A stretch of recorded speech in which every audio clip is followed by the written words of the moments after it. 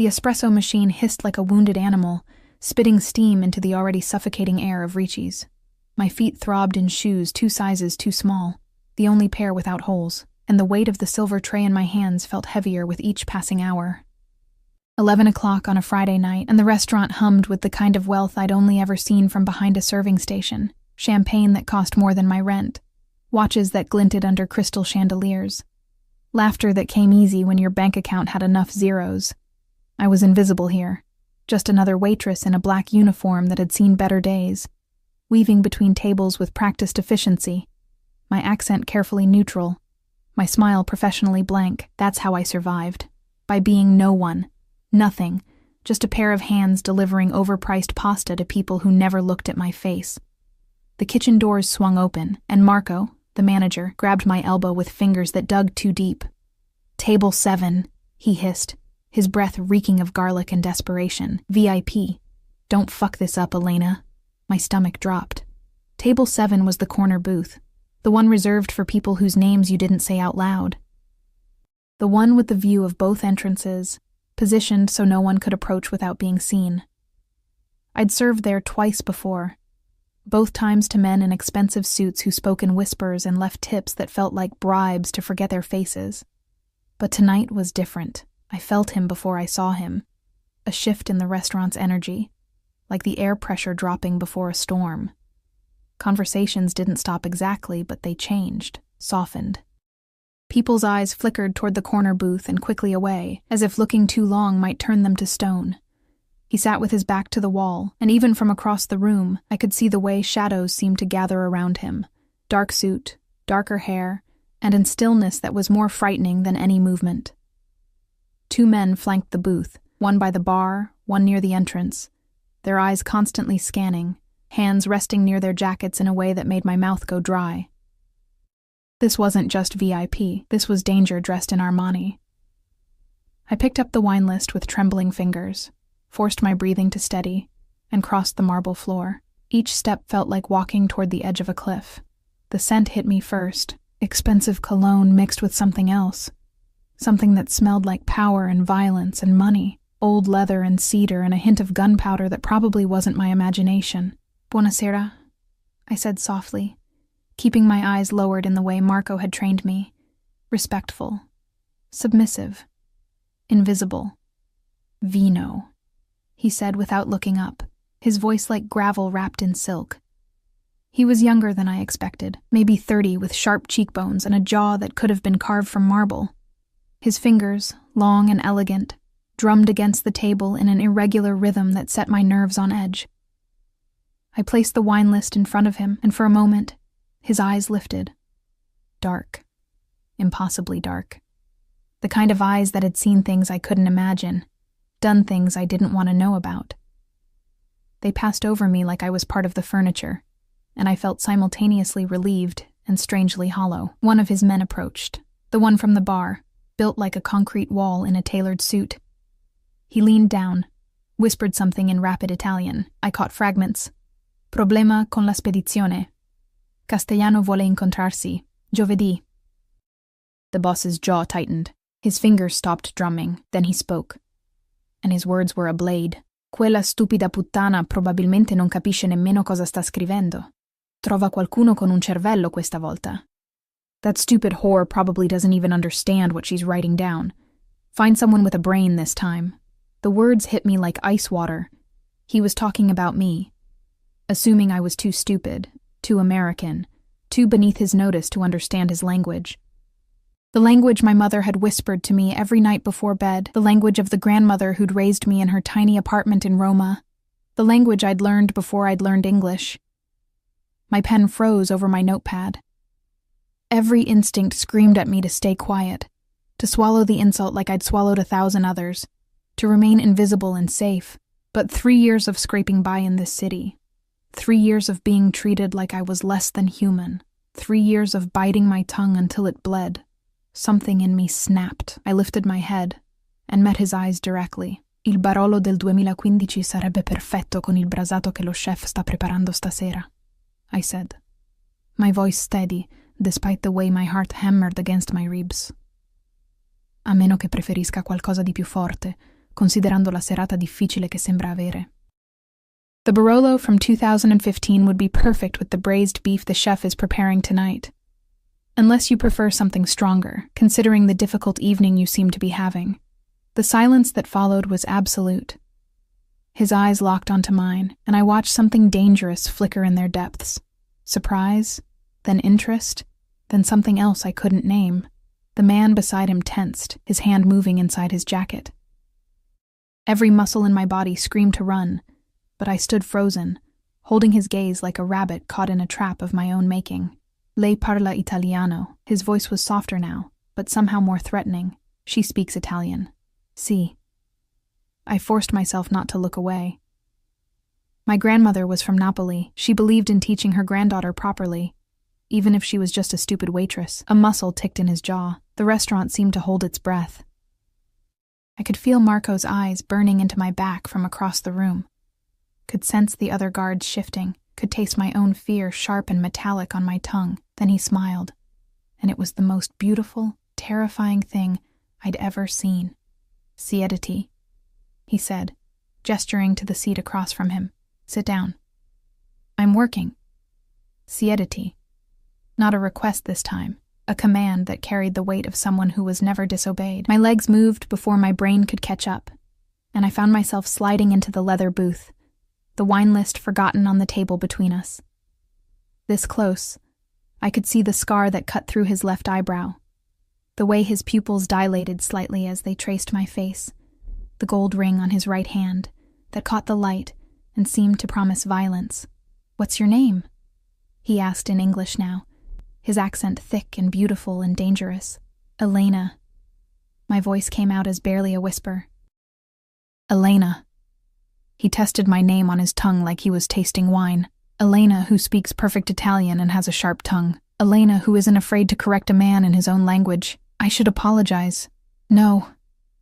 He leaned forward, and the scent of him intensified. Cologne and danger and something that made my pulse race for reasons that had nothing to do with fear.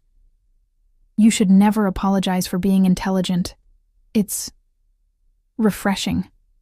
His phone buzzed on the table, one of 3 devices lined up like weapons. He glanced at it, and his expression darkened. Without looking away from me, he spoke to the man beside him. Dia Castellano che se vuole incontrarsi, viene qui, alle mie condizioni. Tell Castellano if he wants to meet, he comes here, on my terms. The man nodded and disappeared, speaking urgently into his own phone. We were alone now, or as alone as someone like him ever was, with guards hovering like shadows and the entire restaurant aware of his presence. You work here every night? He asked, his attention returning to me with an intensity that made my skin prickle. Wednesday through Sunday? Family in America? The question felt like a test, just me now. My grandmother passed 2 years ago. Something shifted in his expression, a crack in the marble, there and gone so fast I might have imagined it. I'm sorry. The sincerity in his voice surprised me more than the apology. This man, this clearly dangerous, powerful man, sounded almost human for a moment. What's your name? I asked before I could stop myself. His smile returned, sharp and knowing. You don't know? Should I? He studied me for a long moment, those dark eyes seeing too much. Dante, he finally said. Dante Marchesi. The name meant nothing to me, but I watched him watch me, saw the way he registered my genuine confusion with something that looked almost like relief. You really don't know who I am, he said softly. Should I? I repeated. Before he could answer, Marco appeared at the table, his face pale and sweating. Mr. Marchesi, I apologize for any... She stays, Dante said without looking at him. No one bothers her. Understood? Of course, of course. Marco bobbed his head, his eyes finding mine with a mixture of confusion and warning. But I wasn't looking at Marco. I was trapped in Dante's gaze, feeling like I'd just stepped into something I didn't understand, something that would change everything. Elena. He said my name again, softer this time, almost possessive. Do you know what happens to people who speak to me the way you did? My throat went dry. No. Neither do I. His smile was dangerous and beautiful. Because no one has dared in a very long time. He reached across the table, and I held my breath as his fingers, warm and calloused despite their elegance, tilted my chin up slightly. "You're either very brave or very foolish." "Maybe both," I whispered. "Good." His thumb brushed across my jawline, a touch that was both threatening and intimate. "I like both." Then his phone buzzed again, urgent, insistent. He released me and answered it with a curse in Italian. The conversation was rapid fire, full of words I recognized. Problem, warehouse, police. His expression shifted from annoyance to cold fury in seconds. He stood abruptly, buttoning his suit jacket with practiced efficiency. "I have to go. Business." Relief and strange disappointment warred in my chest, of course. But he wasn't done. He pulled out a card, matte black with gold lettering, just a name and a number, and placed it in my hand. His fingers closed over mine, trapping the card between our palms. "You call me if anyone gives you trouble," he said, his voice dropping to something dark and promising. "Anyone. Understood?" "I don't need—" "Understood, Elena." His grip tightened just enough to make his point.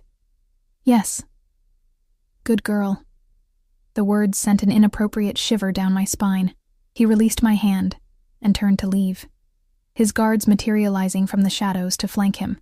At the door, he stopped and looked back at me. Our eyes met across the restaurant, and I saw something in his expression that made my blood run cold and hot at the same time. A promise, a warning, a claim. Then he was gone, leaving only the lingering scent of his cologne and a black card that felt like it weighed 1,000 pounds in my trembling hand. Marco grabbed my arm the moment the door closed. "What the fuck did you do?" he hissed.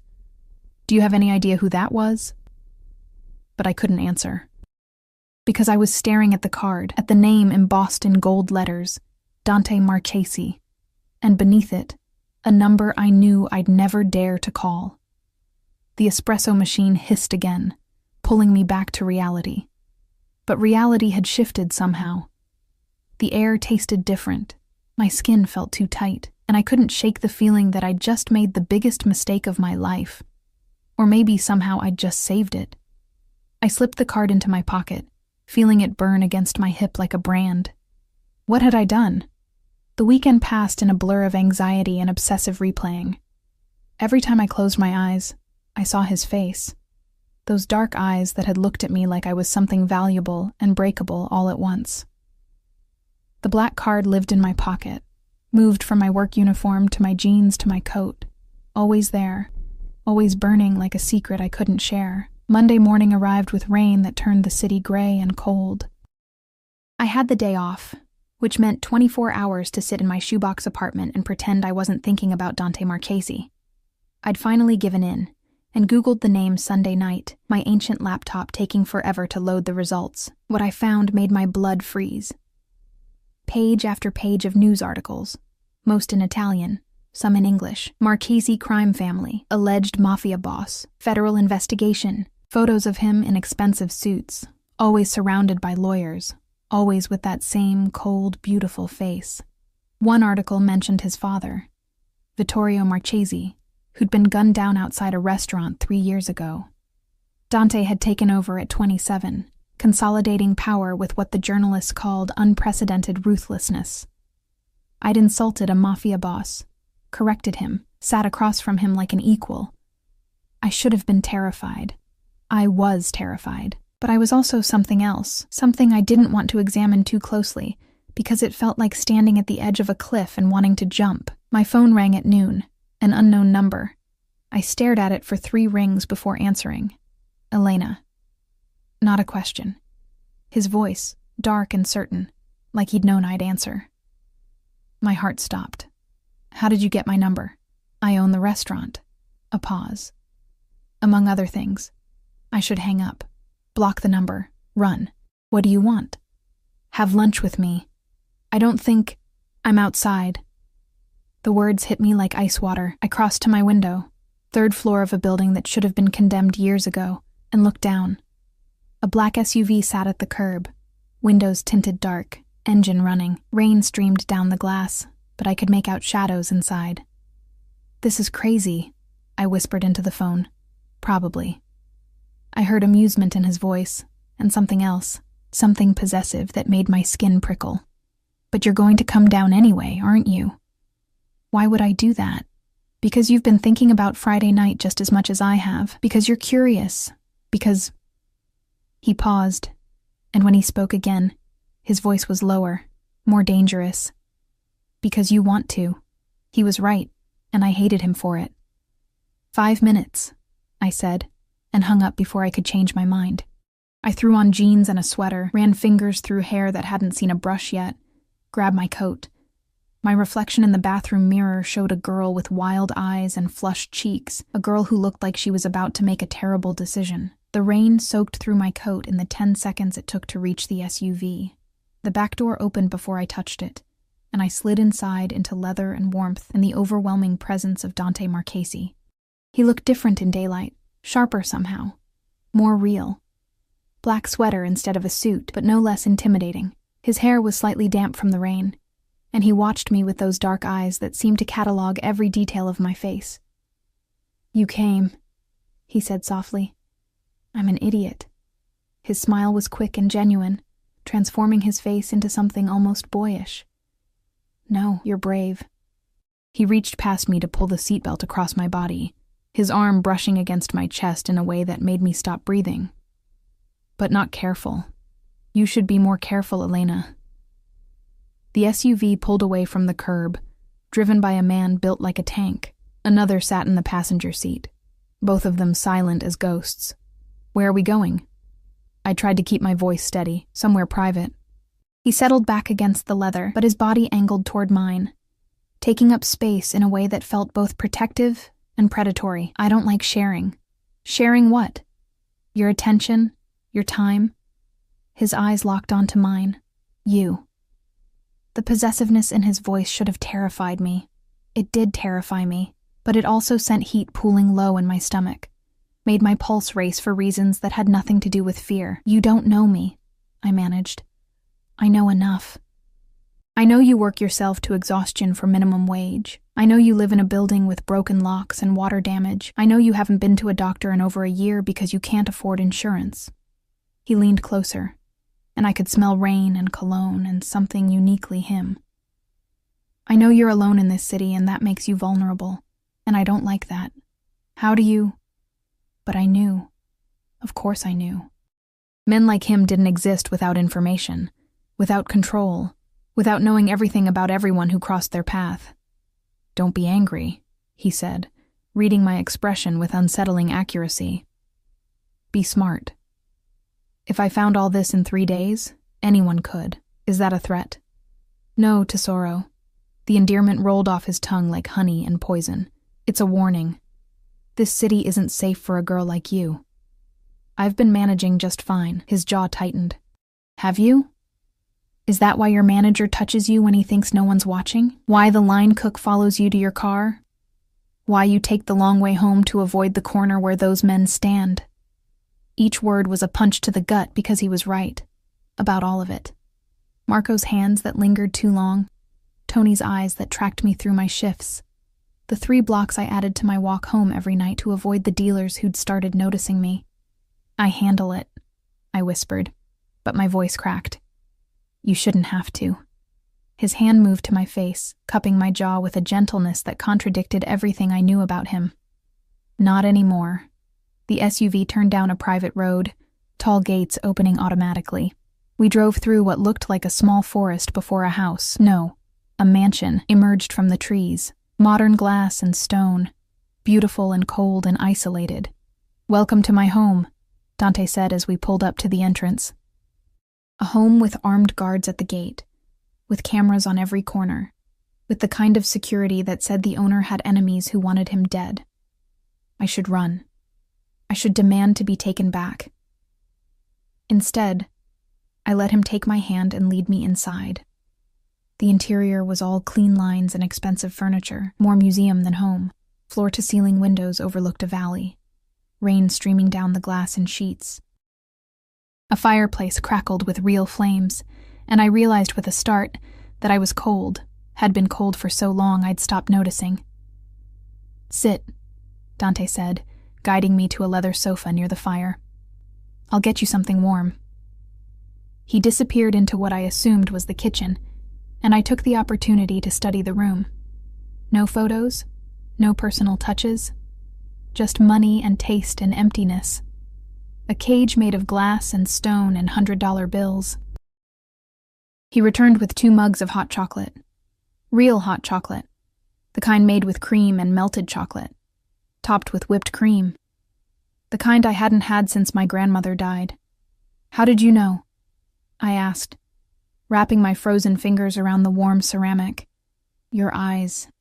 He sat beside me, close enough that our thighs touched. "When I mentioned lunch, you looked hungry. Not for food exactly, for something else. Comfort, maybe. This seemed right." He'd seen that? In a glance, a phone call, he'd read me that completely. I sipped the chocolate, and it was perfect. Sweet and rich and exactly what I needed without knowing I needed it. "Thank you." "You don't have to thank me, Elena. I take care of what's mine. I'm not yours." His smile was slow and dangerous. "Not yet." The words hung between us like a promise and a threat. I should argue, should put distance between us, should remember who he was and what he did. But the fire was warm, the chocolate was perfect, and for the first time in 3 years, I didn't feel invisible. "Why me?" I asked quietly. "You could have anyone. Why a broke waitress who insulted you?" He set his mug down and turned to face me fully. His hand found my hair, fingers threading through the damp strands with a tenderness that made my chest ache. "Because you saw me," he said simply. "Not the name, not the reputation, not the money, just me. And you weren't afraid to call me on my shit." His thumb traced the shell of my ear. "Do you know how rare that is? How fucking rare it is for someone to look me in the eye and see a man instead of a monster? You are a monster," I whispered. But there was no conviction in my voice. "Yes." He didn't deny it, didn't flinch. "But maybe I can be your monster. Maybe I can be the thing that stands between you and everything else in this world that wants to hurt you." His words should have sent me running. Instead, they burrowed under my skin. Found the lonely, scared parts of me that had been surviving for so long I'd forgotten what it felt like to live. I don't need saving. Everyone needs saving, Tesoro. Some of us are just better at pretending we don't. His hand moved to my neck, fingers spanning my throat in a way that was both gentle and possessive. "Let me take care of you. Let me give you everything you've been denying yourself." "In exchange for what?" "You. Just you. Your time, your attention, your presence in my life." His eyes burned into mine. "I'm not a good man, Elena. I've done things that would make you sick. But I'm very good at protecting what's mine, and I want you to be mine." My heart hammered against his palm.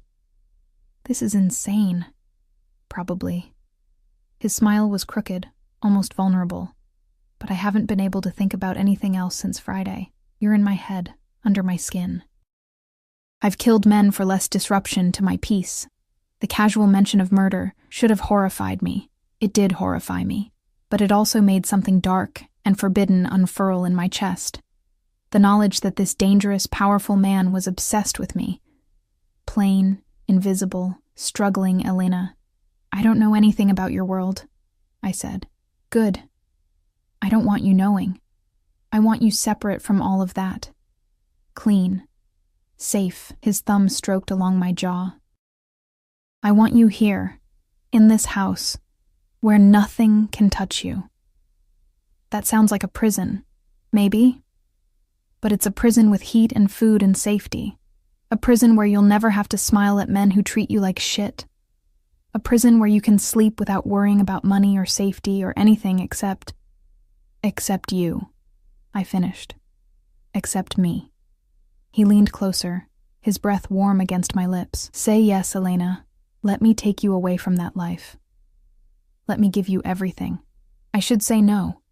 Every rational part of my brain screamed to run, to get back to my normal, safe, predictable life of struggle and invisibility.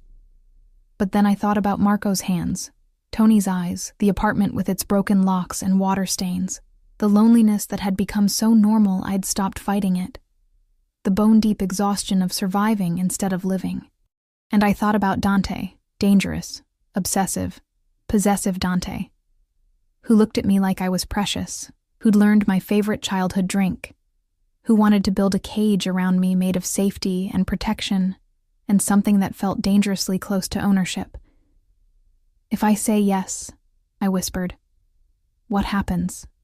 His smile was triumphant and tender all at once. "Everything changes. You quit the restaurant tonight, you move in here tomorrow, and you become mine in every way that matters." "That's crazy." "Yes." He cut me off with a kiss, soft and claiming and absolutely certain. His lips moved against mine like a brand, marking me, changing me, ruining me for anything that came before. When he pulled back, my head was spinning, my body singing with want and fear and need all tangled together. "Say yes," he whispered against my mouth. "Let me keep you. Let me own you. Let me make sure nothing ever hurts you again." And God help me. I heard my voice, small and scared and certain, say the word that would change everything. Yes. The next morning arrived too fast and too slow all at once. I woke in my apartment for the last time, surrounded by boxes I'd hastily packed the night before. Not that there was much to pack. 3 years in this city, and my entire life fit into 6 cardboard boxes and 2 garbage bags. Dante had wanted to send movers. I'd refused, clinging to some last shred of independence even as I surrendered everything else. We'd compromised. I would pack alone, but his men would come at 9 to transport everything. I sat on my bare mattress at 8:30, staring at the water stain on the ceiling I'd memorized over 1,000 sleepless nights, and wondered what the fuck I was doing. My phone buzzed, a text from an unknown number, but I knew who it was before I opened it. "Eat breakfast. My men will be there in 30 minutes, and Elena. No second thoughts. You're mine now." The possessiveness should have angered me. Instead, it sent a flutter through my stomach that I refused to examine. I typed back, "Bossy." His response was immediate. "You have no idea, but you will." The promise in those words made heat pool low in my belly. I forced myself up, made instant coffee with the last of my supplies, and waited. They arrived exactly on time. 3 men in dark suits who moved through my apartment with military precision, loading boxes into a black SUV with tinted windows. The same one from yesterday, the same silent driver who'd taken me into Dante's world and somehow, impossibly, made me want to stay. "Miss Rossi." The largest of the 3 men addressed me, his accent thick. "Mr. Marchesi asked me to give you this." He handed me a phone. Sleek, new, expensive. Not my battered 5-year-old model with the cracked screen. "I have a phone," I started. "Not anymore." His expression was impassive. "This one is secure. Mr. Marchesi's number is programmed. So is mine. I'm Luca, head of his personal security. You need anything, you call one of us." The weight of what I'd agreed to settled heavier on my shoulders. New phone, guards, a life I didn't recognize. "What if I want to call my friends?" I asked. Though the question felt hollow, I didn't have friends. 3 years of working every night had ensured that. Luca's expression softened almost imperceptibly. "You can call anyone you want, Miss Rossi. Mr. Marchesi isn't keeping you prisoner. He's keeping you safe. There's a difference." Was there? I wasn't sure anymore. The drive to Dante's house, my new home, I had to remind myself, took 40 minutes through morning traffic. I sat in the back seat, clutching my old phone like a lifeline, watching the city I knew disappear behind tinted glass.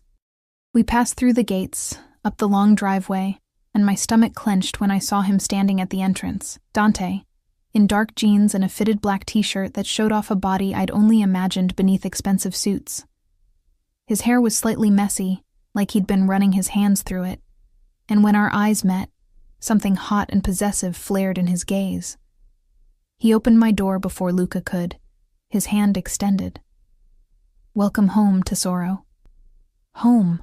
The word felt foreign on his lips, but the way he looked at me, like I was something precious he'd finally captured, made my heart race. I took his hand, let him pull me close.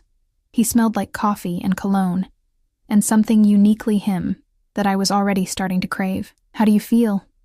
he asked, his thumb stroking circles on my wrist. Terrified. Excited. Insane. I met his eyes. All of it at once. His smile was slow and approving. Good. You should feel all of that. It means you understand what you've agreed to. Do I? The question came out smaller than I intended. Do I really understand? Instead of answering, he led me inside. The house looked different in daylight, less intimidating, almost beautiful.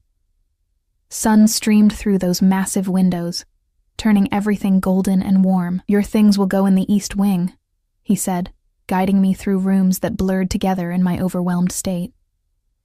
Your bedroom is next to mine. Next to? I stopped walking. Not with? He turned to face me, his expression serious.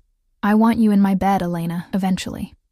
But I'm not a monster, despite what you think. You'll have your own space until you're ready to share mine. The consideration surprised me. Everything about this man surprised me, the tenderness wrapped in violence, the gentleness in those killers' hands. He pushed open a door, and I stepped into a room that took my breath away.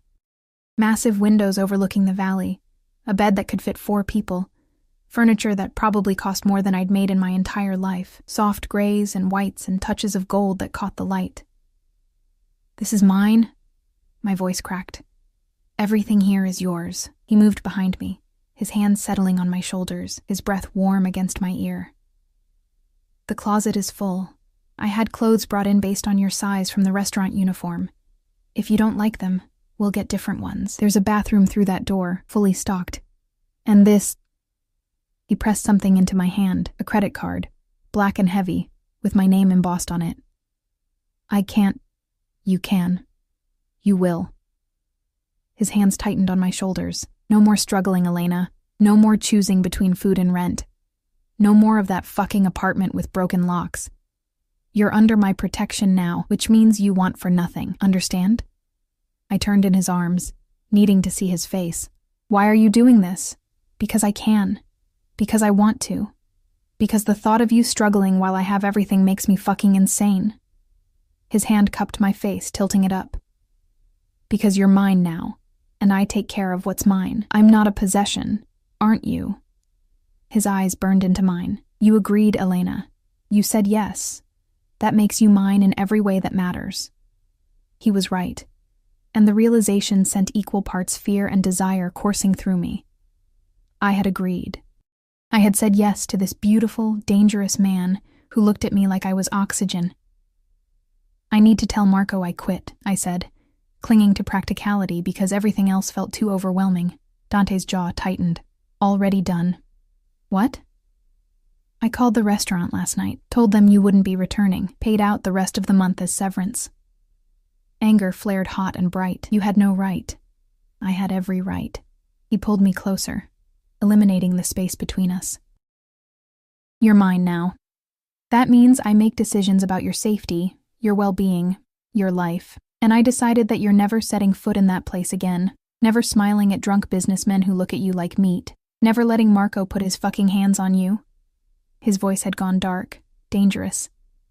Never being somewhere I can't protect you. This is insane, I whispered, but I didn't pull away. Yes. He kissed my forehead, tender despite the possession in his voice. But you knew that when you said yes. You knew what I was, what I'd be, and you said yes anyway. A knock at the door interrupted us. Luca's voice. Boss, Castellano is here. Dante cursed in Italian, a string of words I recognized as particularly creative. I have to take this meeting. It's important. Okay. I stepped back, suddenly aware of how close we'd been, how easily I'd let him consume my space. But he didn't let me go far. His hand caught my wrist, pulled me back. You stay in this wing. Don't go downstairs while I'm meeting with him. Luca will be outside your door. Am I a prisoner? The question came out sharper than I intended. No, you're protected. His eyes searched mine. Castellano is dangerous. Old school. He doesn't respect boundaries, and I don't trust him not to see you as leverage. So you stay here, where I know you're safe. Please. The please did something to me. This man who commanded armies, who killed without remorse, who took what he wanted. He was asking. Not demanding, not ordering. asking. Okay, I agreed softly. Relief flooded his expression. He kissed me then, hard and claiming, a brand that said I was his and he was keeping me. When he pulled away, my lips felt swollen, my body humming with need. I'll come find you when it's done, he promised. We'll have lunch, and I'll show you the rest of the house. Your house now. Then he was gone, leaving me alone in a bedroom bigger than my entire apartment had been, surrounded by luxury I'd never imagined, trapped in a golden cage I'd walked into with my eyes wide open. I explored the space slowly, running my hands over furniture that felt like silk, opening the closet to find it packed with clothes in my size, designer labels I recognized from magazines, dresses and jeans and sweaters in colors that would actually look good on me. The bathroom was marble and chrome, with a tub big enough to swim in and products that probably cost more than my monthly rent used to. My old life felt like a dream. A bad dream I was finally waking up from. I was arranging my pathetically few belongings, books, photos, my grandmother's rosary, on the nightstand when I heard voices. Raised voices coming from downstairs. Italian, fast and angry. I shouldn't listen. Dante had told me to stay away. But curiosity and concern pulled me to the door, easing it open just enough to hear, "Stupida decisione, Marchesi." A voice I didn't recognize. Older. Harsh. "Stupid decision, Marchesi. È la mia decisione da prendere." Dante's voice, cold as ice. "It's my decision to make." "Una puttana?" The older voice practically spat the word. "A whore?" The sound that followed was flesh meeting flesh. A body hitting a wall. Then Dante's voice, quiet and deadly. "Say that word again about her, and it will be the last thing you ever say. She is under my protection. That makes her untouchable. Spread the word. Anyone who disrespects her answers to me personally." Silence. Then, "You're getting soft, boy. Love makes men weak. Then I'll be weak and alive while my enemies are strong and dead. Now get the fuck out of my house." Footsteps. A door slamming. Then nothing. I stood frozen, heart pounding, processing what I'd heard. He'd defended me. To someone important, someone dangerous. He'd made me untouchable with a few words and the implicit threat of violence. The door opened, and Luca appeared. "Miss Rossi." "Mr. Marchesi asked me to." He stopped, taking in my expression. "You heard?" Not a question. I nodded. "Good." His grizzled face was serious. "Then you understand. You're not just some girl he's fucking around with. You're protected. That means something in our world. It means everything." "I don't understand your world," I whispered. "You don't have to. You just have to trust that he'll keep you safe from it." Luca's expression softened. "I've worked for the Marchesi family for 20 years. I watched Dante grow up, watched him become the man he is. And I've never seen him look at anyone the way he looks at you, like your heir, and he's drowning." The words settled around me like a blanket, warm and suffocating all at once. Dante appeared behind Luca, his knuckles slightly red, his expression thunderous. But when he saw me, something shifted. The rage melted away, replaced by concern. "You heard," he said, echoing Luca's words. "Some of it." He dismissed Luca with a nod and stepped into my room, closing the door behind him. We stood there, staring at each other across expensive carpet, the air thick with unspoken things.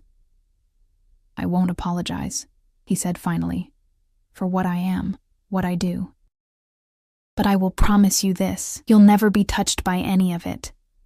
You'll never be in danger because of me. I'll burn this city down before I let anything happen to you." "That's not normal," I managed. "This isn't how normal people— I'm not normal people." He crossed to me in 3 strides, his hands framing my face. "I'm a killer, Elena, a criminal, a monster who does monstrous things. But I'm your monster now, and monsters are very, very good at protecting what they love. Love." The word hung between us, too big, too soon, too real. "You don't love me," I whispered. "You don't even know me. I know enough, and I'll learn the rest." His thumb brushed across my lips. "I'll learn every scar, every fear, every dream you've buried.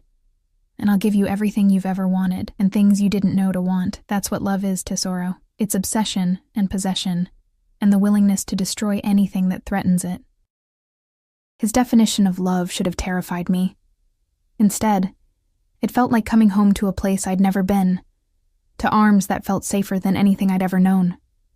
I'm still scared, I admitted. Good. Fear keeps you careful, but trust me to keep you safe. He kissed me softly, a promise sealed with lips and breath, and the beating of two hearts that had somehow, impossibly, begun to sink. Trust me, Elena. Let me have you. Let me keep you. Let me show you what it means to be mine.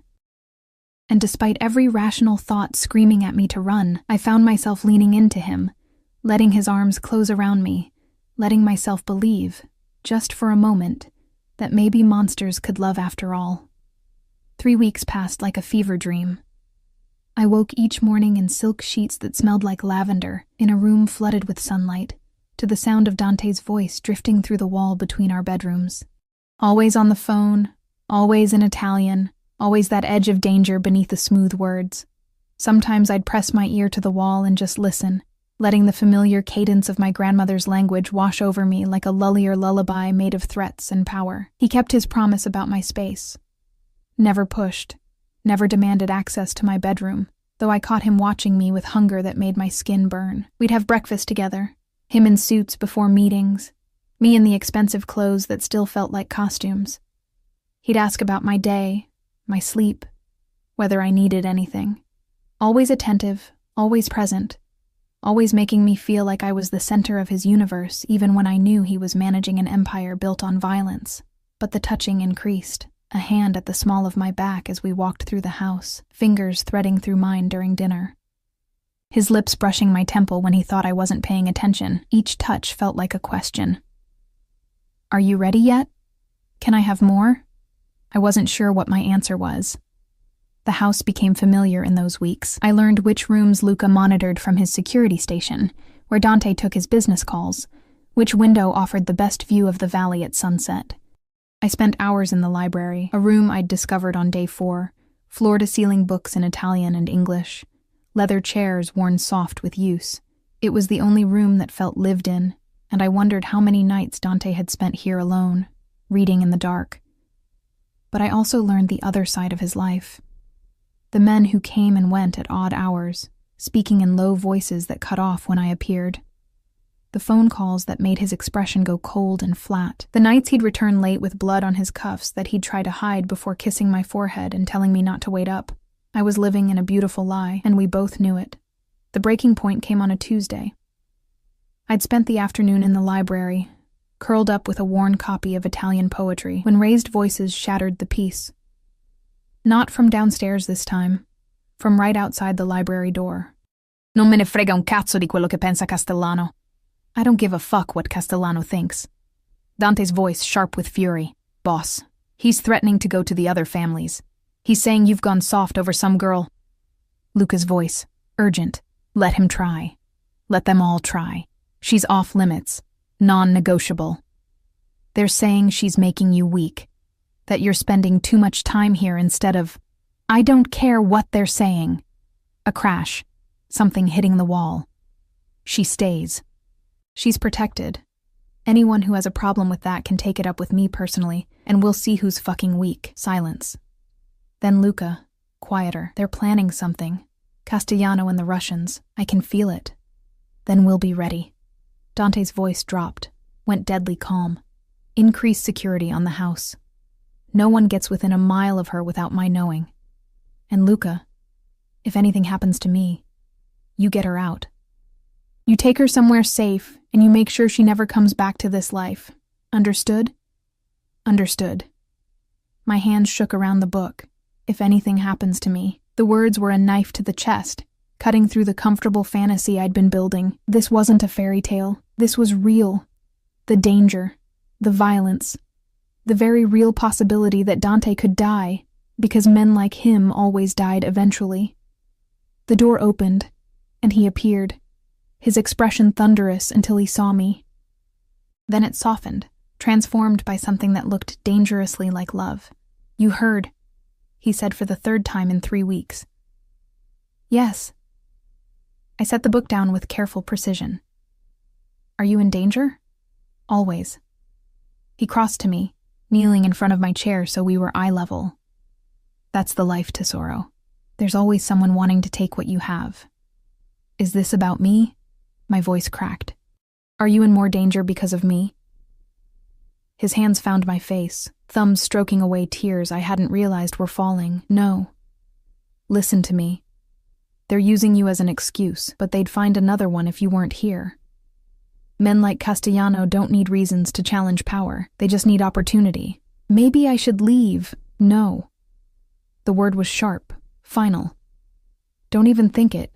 You're not going anywhere. But if I'm making things worse, you're making things better. He kissed me, hard and desperate. You're the only good thing in my life, Elena. The only clean thing. I come home to you, and for a few hours, I get to pretend I'm not the monster everyone thinks I am. Don't take that away from me, please. The vulnerability in his voice undid something in me. This powerful, dangerous man was begging me to stay, to keep being his light in the darkness. How could I say no to that? Okay, I whispered. I'll stay. Relief flooded his features. He pulled me from the chair and into his lap on the floor, holding me like I might disappear if he let go. We sat there among the books and dusty sunlight, two broken people clinging to each other in a house that felt increasingly like a fortress under siege. I need to ask you something, he said finally, his lips against my hair. Okay.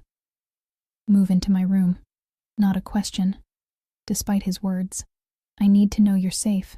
I need to be able to reach you if something happens. And selfishly, his arms tightened. I need to fall asleep knowing you're next to me, that you're real, that this isn't some dream I'm going to wake up from. My heart hammered. Moving into his room felt like crossing a line, like admitting something I wasn't sure I was ready to admit. But when I thought about sleeping alone, separated from him by a wall when danger was circling closer, okay, I heard myself say. Tonight. His exhale was shaky against my neck. Thank you. That night, I moved my few belongings into his bedroom. It was different from mine. Darker, more masculine, with floor-to-ceiling windows that overlook the entire property.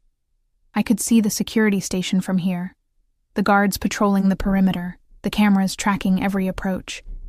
A general's view of the battlefield. The bed was massive, covered in dark gray sheets that smelled like him. I stood beside it, suddenly nervous, as Dante emerged from the bathroom in just sleep pants, his chest bare.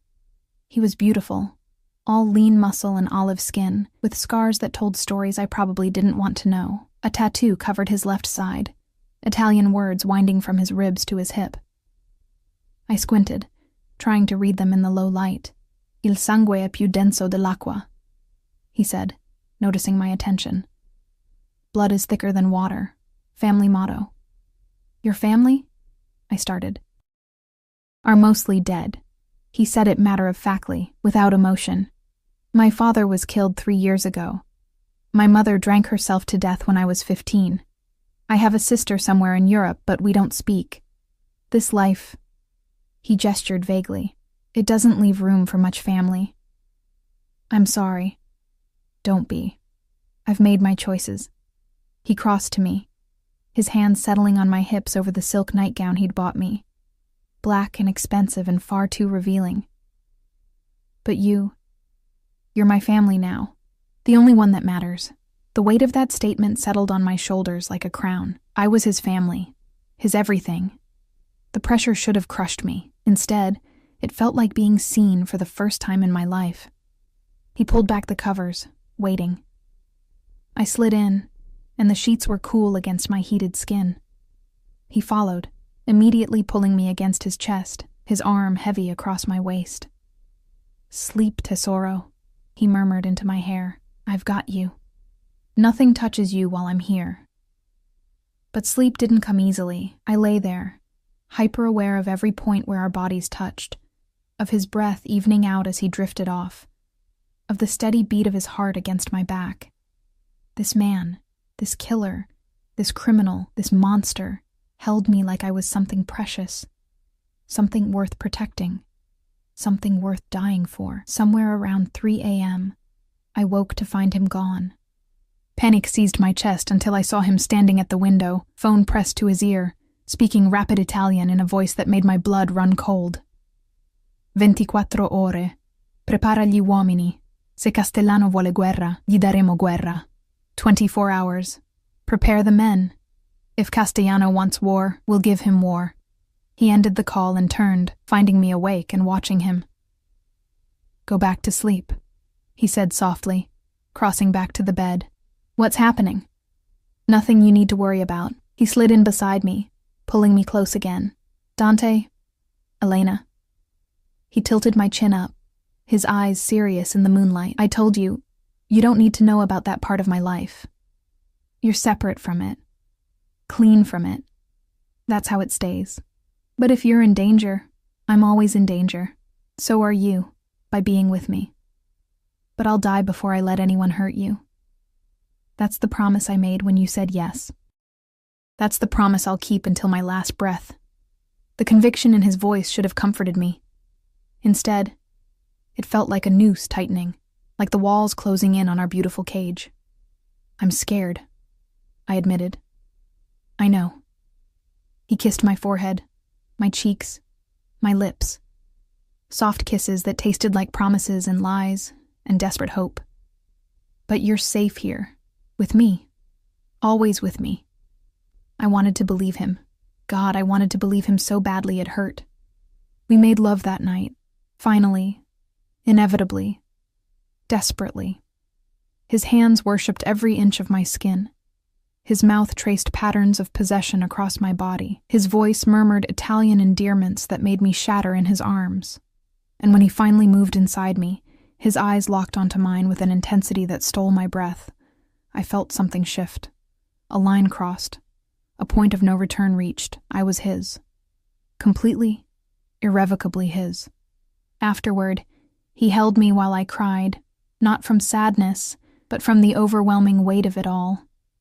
The fear and desire and need and love all tangled together until I couldn't separate one from the other.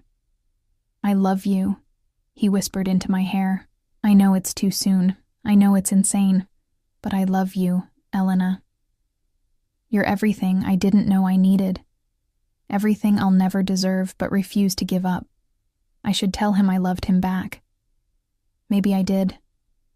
Maybe I'd loved him from that first moment in the restaurant when he'd looked at me like I was visible, but the words stuck in my throat, trapped behind fear and uncertainty, and the knowledge that loving a man like Dante Marchesi was signing your own death warrant. Instead, I kissed him. Poured everything I couldn't say into the press of lips and tongue and breath. Let my body speak the words my voice couldn't form. He understood. He always understood. The next morning, I woke to an empty bed and the sound of cars outside. Multiple cars. I wrapped myself in one of his shirts and went to the window, looking down at a scene that made my blood freeze. 6 black SUVs lined the driveway. Men in suits, at least 15 of them, stood in formation, weapons visible. And in the center of it all stood Dante, giving orders in a voice that carried up to the window, every inch the Mafia boss I'd been trying to pretend he wasn't. Luca appeared in the doorway, his expression grim. Miss Rossi, Mr. Marchesi asked me to stay with you today. You're not to leave the house for any reason. What's happening? The meeting with Castellano. It's today, early. His jaw tightened. Things might get complicated. Complicated. A nice word for violence, for bloodshed, for the very real possibility that the man I'd just given myself to might not come home. I watched from the window as Dante's convoy pulled away, disappearing down the long driveway. He hadn't come up to say goodbye, hadn't kissed me one last time. Had just left me here in his shirt, surrounded by his scent, waiting to see if he'd survive the day. The house felt different without him, colder, darker, more like the prison I'd feared it would be. I wandered the rooms like a ghost. Luca, a silent shadow behind me, counting down the hours until I'd know if I was in love with a living man or mourning a dead one. The hours crawled by like wounded animals, each minute stretching into eternity. I tried reading, but the words blurred together. Tried eating the lunch Dante's cook prepared, but everything tasted like ash. Mostly, I paced, through the library, the living room, back to his bedroom where his scent still clung to the sheets we'd tangled together just hours ago. Luca followed at a respectful distance, his phone constantly buzzing with updates he wouldn't share. Every time it rang, my heart stopped. Every time he answered in clipped Italian and hung up without expression, I died a little more inside. Please, I finally begged around 4 in the afternoon. Just tell me if he's alive. Luca's weathered face softened. He's alive, Miss Rossi. And he's handling things. That's all I can say. Alive. The word was oxygen, but it wasn't enough. Alive could mean injured, cornered, fighting for his life. Alive could turn to dead in the space between heartbeats. I returned to the bedroom window, the one that overlooked the driveway, and waited. The sun began its descent, painting the valley in shades of amber and blood. Appropriate, I thought bitterly. Everything in Dante's world came back to blood eventually. It was nearly 7 when I heard them. Engines in the distance, growing closer. I pressed my face to the glass, my breath fogging the window as the convoy appeared through the gates. 1, 2, 3 vehicles, not 6. My stomach dropped, but then I saw him. Emerging from the middle SUV, alive and whole and moving with that predatory grace that made my knees weak. There was blood on his white shirt, spattered across his chest and sleeves. But he was walking, talking, gesturing to his men with the commanding presence of someone very much in control. I ran. Down the stairs, through the foyer, ignoring Luca's shout of warning. The front door was already opening as I reached it, and then Dante was there, and I was throwing myself into his arms with a sob I couldn't contain. Tesoro, he breathed into my hair, his arms crushing me against him. I'm here. I'm okay. You're covered in blood, not mine. He pulled back enough to cup my face, his thumbs wiping away tears I hadn't realized were falling. Not mine, Elena. I promise. Relief and horror warred in my chest. Not his blood meant someone else's. Probably multiple someone else's. The man I loved, because I did love him, I could admit that now in the face of almost losing him, was a killer. Had killed today. Was standing here with evidence of it painted across his body while holding me like I was the most precious thing in his world. What happened? I managed. Later. First, I need a shower, then I need you. His eyes burned into mine with an intensity that made my breath catch. I need to wash this day off and bury myself in you until I remember why I do any of this. He kissed me there in the foyer, with his men watching and blood drying on his clothes, and the taste of violence on his tongue.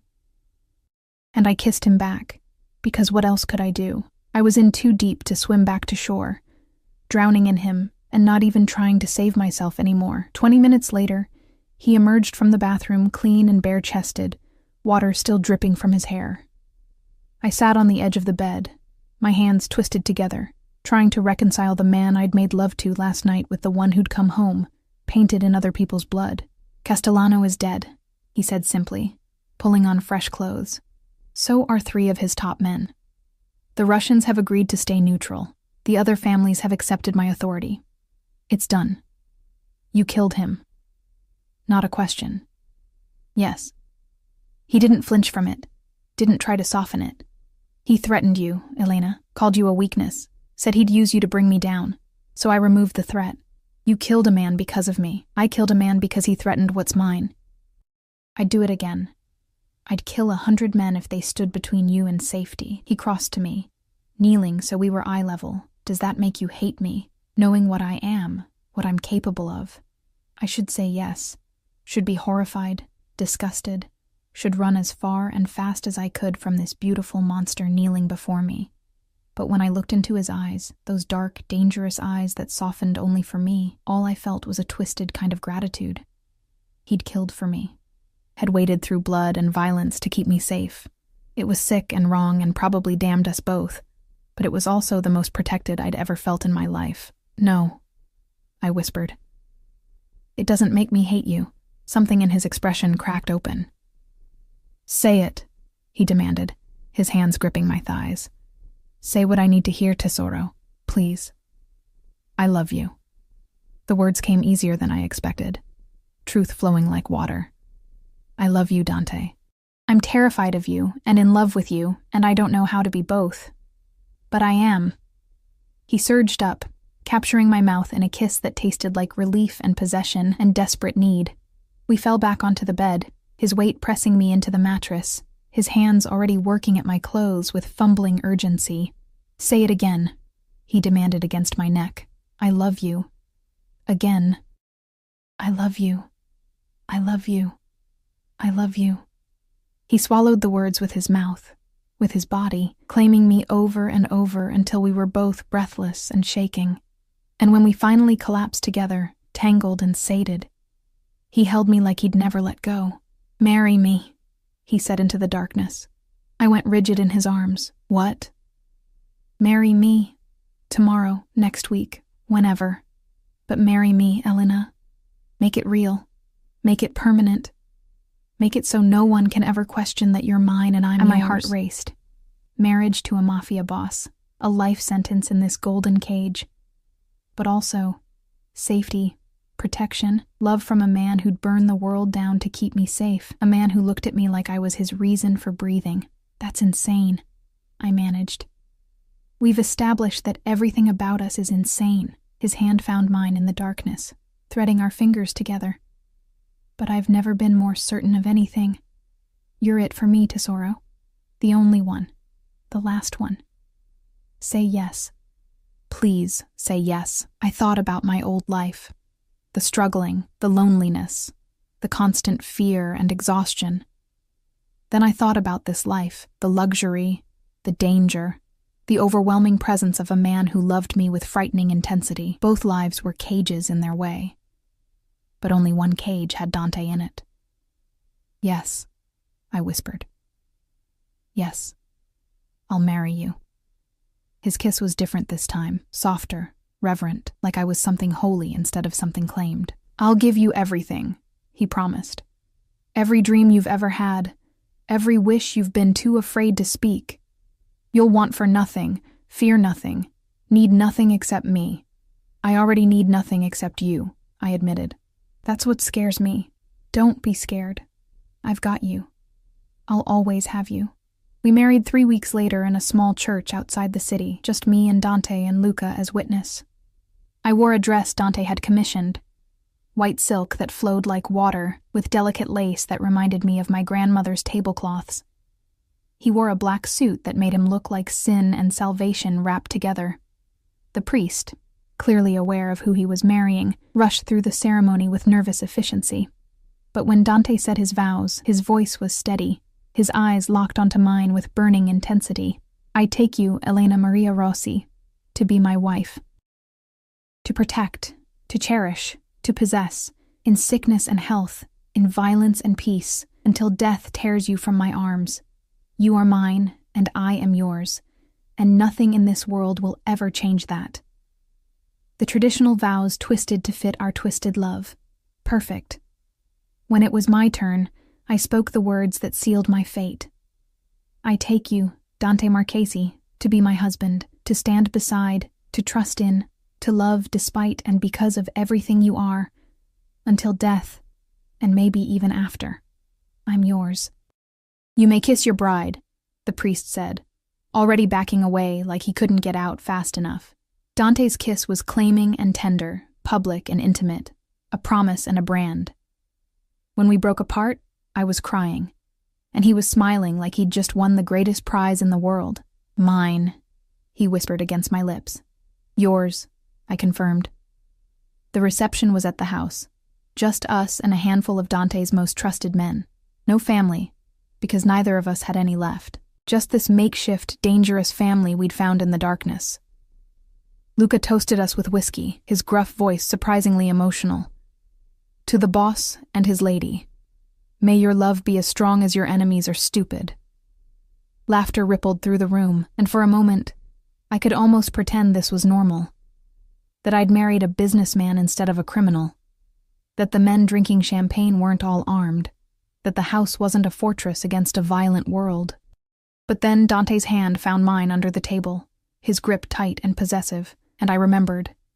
This was my normal now, this beautiful, terrifying, overwhelming love that defied every rational thought. That night, he carried me to bed. Our bed now, officially, legally, and made love to me with a gentleness that broke my heart, like I was something fragile instead of the girl who'd survived 3 years of hell before finding her way to him. Mrs. Marchese, he murmured against my skin. My wife. My everything. My husband, I tested the word. My monster. Your monster, he agreed. Always and only yours. Months passed. The danger didn't disappear. It never would, not in his world, but it became background noise. There were still late-night phone calls and blood-stained shirts and meetings I wasn't allowed to attend. But there were also morning coffees on the terrace, his hands in my hair while I read aloud in Italian, slow dances in the kitchen to music only we could hear. He taught me about his business, the parts he thought I could handle, investments, properties, the legitimate ventures that funded the illegitimate ones. I taught him about ordinary things, how to cook pasta like my grandmother had shown me, how to find beauty in small moments instead of always preparing for war. We were broken people healing each other in the only way we knew how, through possession and protection, through whispered promises in the dark, through a love that was probably toxic but felt like salvation.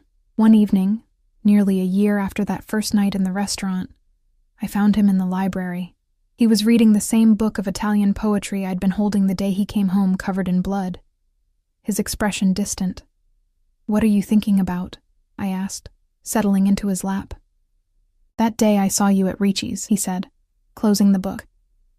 "You could have stayed quiet, could have let me insult you and moved on with your life, but you didn't. You spoke up, called me on my shit, changed everything. Do you regret it?" The question scared me, but I needed to know. "Do you wish I'd stayed invisible?" "Never." His arms tightened around me. "You're the best mistake I ever made, Tesoro. The most beautiful chaos. You made me remember that I'm human beneath the monster, that I'm capable of more than violence and control. You made me remember I'm worth more than survival," I admitted, "that I deserve to be seen, protected, loved, so we saved each other, or damned each other." I kissed his jaw. "I'm not sure there's a difference." His laugh was low and warm. "Probably not. But I'll take damnation with you over salvation without you any day." Outside, the sun set over the valley, painting everything in shades of gold and shadow. Inside our fortress, wrapped in each other's arms, we were safe. Maybe not happy in the traditional sense. How could we be, with blood and violence always lurking at the edges of our lives? But we were whole in a way neither of us had been before. He was my monster, and I was his salvation. He was my cage, and I was his freedom. We were twisted and wrong and perfect for each other in ways that defied explanation, and as he carried me to bed that night, his lips finding mine in the darkness, I knew with absolute certainty I'd made the right choice. Saying yes to Dante Marchese was the best and worst decision of my life, and I'd make it again 1,000 times over. Because some loves aren't meant to be easy or safe or rational. Some loves are meant to consume you, possess you, change you into something new. Some loves are meant to be dangerous. And ours was the most dangerous love of all. But it was ours. Mine and his, until death and beyond. Forever wrapped in darkness, finding light in each other's arms. Two broken souls who'd somehow managed to create something beautiful from the ruins. That was enough. It would always be enough.